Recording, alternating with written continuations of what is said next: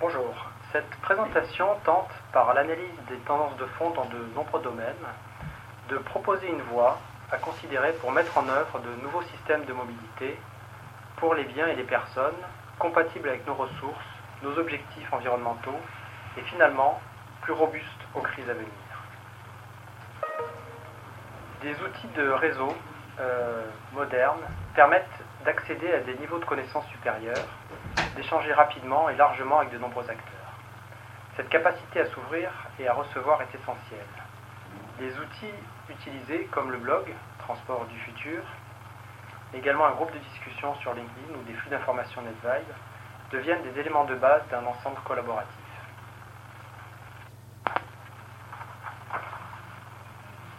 La palette de solutions pour améliorer les transports est maintenant connue depuis plusieurs années. Nous connaissons les solutions, elles sont à la fois simples et limitées, mais nous ne sommes pas capables de les utiliser en masse, de changer d'échelle dans le covoiturage, l'autopartage, l'usage du vélo ou les transports en commun. Des découpages historiques entre les différentes disciplines, tant au niveau des industries et des laboratoires que des pratiques dans les collectivités, ont conduit à couper les liens et les rétroactions entre ces domaines. Le système complet n'est pas pensé dans sa globalité, les solutions sont apportées par morceaux. Ainsi, il n'est pas établi aujourd'hui la trajectoire permettant d'atteindre simultanément le facteur 4, d'améliorer la qualité de l'air et de s'engager dans une diversification énergétique.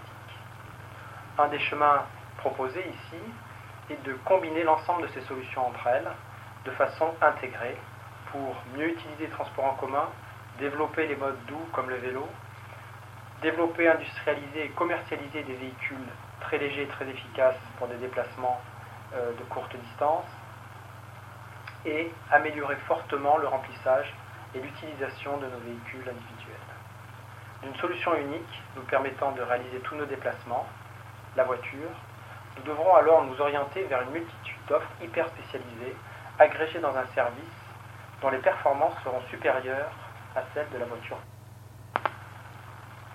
Ainsi, nous passerons de la situation d'hier, centrée sur l'automobile privée avec quelques transports en commun publics, à la situation d'aujourd'hui où d'autres solutions apparaissent, autopartage, covoiturage, vélo en libre-service, mais de façon séparée, vers demain une intégration de l'ensemble de ces solutions de transport pour construire une solution de mobilité portée par les technologies de l'information et de la communication, complètement adaptée aux besoins et contextualisée. Pour cela, les technologies de l'information permettent d'offrir à l'utilisateur la bonne information, une solution individualisée, contextualisée, hyper spécialisée à un coût faible et un rendement croissant. Les TIC sont alors à considérer comme des facilitateurs vers des mobilités multimodales fluides en temps réel. Pour choisir le meilleur mode, faciliter l'accès et la sortie de ce mode, le paiement, et apporter finalement au mode physique la souplesse du numérique. Intégrés dans notre objet nomade, le téléphone portable, ces nouveaux savoirs permettront progressivement de nous détacher de la possession, nous garantissant partout, tout le temps, l'accès à de nouveaux services. La mise en œuvre à grande échelle de ces nouveaux services de mobilité impliquera de nouvelles conceptions de véhicules, repensés pour être exploités par des opérateurs professionnels et conduits par des clients qui n'achèteront pas un objet mais un service. Ce changement d'usage aura des conséquences majeures sur la caractéristique des véhicules. Ainsi, le passage à des services de mobilité nécessitera toujours des usines de production, mais les automobiles ne seront plus commercialisées ni utilisées de la même façon. Quels sont les verrous pour passer à cette mobilité intégrée et simplifiée? 3 verrous sont à lever. Premier verrou, la capacité à expérimenter dans des territoires pour que les usagers expérimentent, s'approprient les solutions et les co-conçoivent avec les industriels. Deuxième verrou, la mise à disposition de nombreuses données publiques permettant de construire de nouveaux outils, dont des assistants personnels de mobilité multimodale. Ce verrou doit être lié à l'action nationale État-Lab et à la FIB. Enfin, le troisième verrou est la mise en œuvre de nouvelles structures de gouvernance, elles aussi multimodales, permettant d'optimiser le système complet, ayant donc accès à la fois aux solutions de mobilité et aux infrastructures. Bien entendu, ces 3 verrous sont à coordonner simultanément pour être levés ensemble.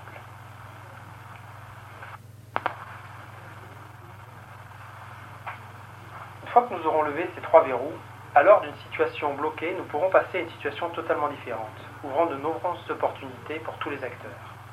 Dans ce cas, la voiture individuelle sera mieux remplie, moins utilisée, devenant ainsi un mode collectif privé. De nouveaux véhicules, éventuellement électriques, pourront être utilisés dans les villes, légers, très efficaces. Les modes de transport public seront mieux utilisés, ainsi que les modes doux se seront développés à des taux d'utilisation proches des meilleurs pays en Europe.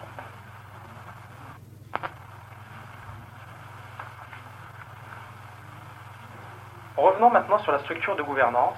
Cette nouvelle structure de gouvernance impliquera tous les acteurs. Elle aura la capacité de connaître les principaux flux, les principaux paramètres influents sur les choix de mobilité, l'élasticité aux tarifs pour les différentes catégories d'usagers, aura également identifié les plus faibles, les plus dépendants de l'automobile.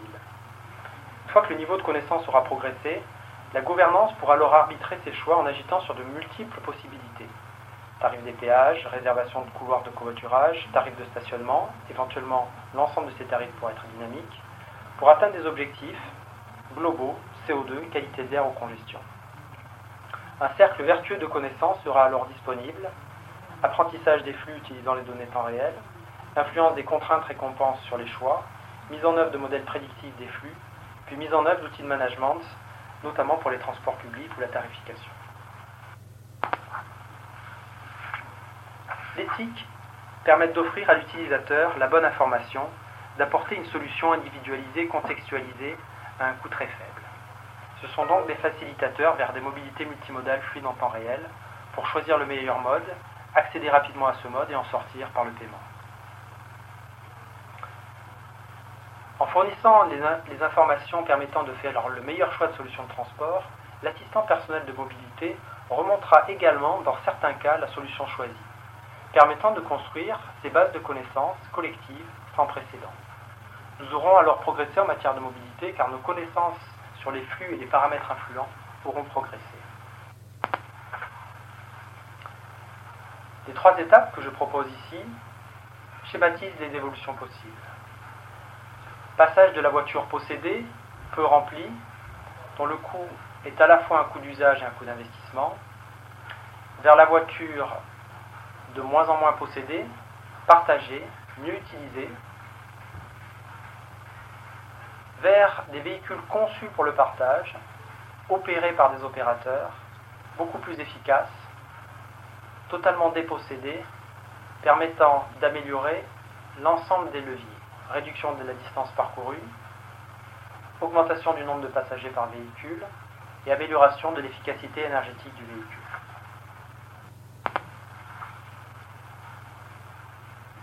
Pour engager l'ensemble de ces mesures, de nombreux champs de recherche sont nécessaires.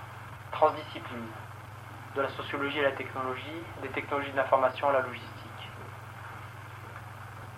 La science des usages et des changements doit également progresser. Comment génère-t-on de la confiance? Comment verrouiller ces changements? Puis il nous faut comprendre et optimiser un système de plus en plus complexe. Et finalement, développer une ingénierie de compréhension des mobilités. Une ingénierie pour concevoir et valider des solutions par des processus d'apprentissage en mêlant à la fois les offreurs de solutions et les utilisateurs. Développer des outils de capitalisation pour industrialiser cette approche. Et puis, engager les territoires pour qu'ils deviennent de véritables laboratoires vivants, pour que les meilleurs territoires soient capables d'attirer l'innovation. Et ceux-ci se confrontent à des barrières juridiques, politiques et techniques. Ce qu'il faut retenir, c'est que nous sommes en train de vivre une transition de l'objet automobile vers des services de mobilité. Et ceci doit être vu comme une chance pour le citoyen, l'industrie, les industries et l'environnement. Cela bouleverse les chaînes de valeur. Cela crée de nouvelles situations comme un opérateur de mobilité multimodale qui va garder le contact avec le client. Un nouvel écosystème est en train de se créer et les utilisateurs sont en train de prendre le centre de cet écosystème. La donnée est le cœur du système, elle est à partager, elle devient stratégique. Le citoyen fait irruption puisqu'il produit lui-même de la donnée, réduisant ainsi l'asymétrie d'information. Et une culture est à développer pour tous les acteurs de la mobilité. Vous pouvez retrouver ces éléments et les détails de l'ensemble de ces points sur le blog transportdufutur.tipad.fr.